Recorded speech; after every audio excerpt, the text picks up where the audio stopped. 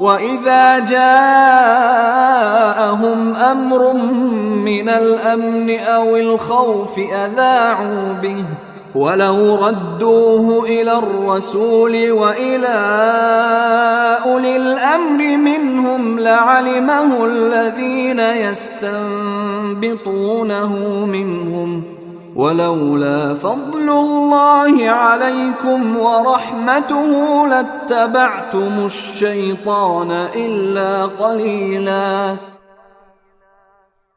اور جب ان کو کوئی بھی خبر پہنچتی ہے، چاہے وہ امن کی ہو یا خوف پیدا کرنے والی، تو یہ لوگ اسے تحقیق کے بغیر پھیلانا شروع کر دیتے ہیں، اور اگر یہ اس خبر کو رسول کے پاس یا اصحاب اختیار کے پاس لے جاتے تو ان میں سے جو لوگ اس کی کھوج نکالنے والے ہیں وہ اس کی حقیقت معلوم کر لیتے۔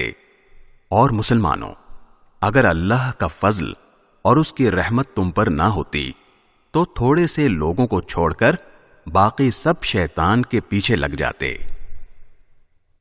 فَقَاتِلْ فِي سَبِيلِ اللَّهِ لَا تُكَلَّفُ إِلَّا نَفْسَكَ وَحَرِّضِ الْمُؤْمِنِينَ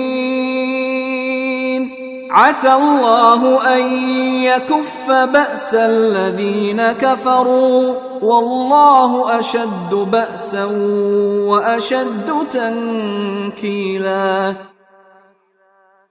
لہذا اے پیغمبر، تم اللہ کے راستے میں جنگ کرو، تم پر اپنے سوا کسی اور کی ذمہ داری نہیں ہے۔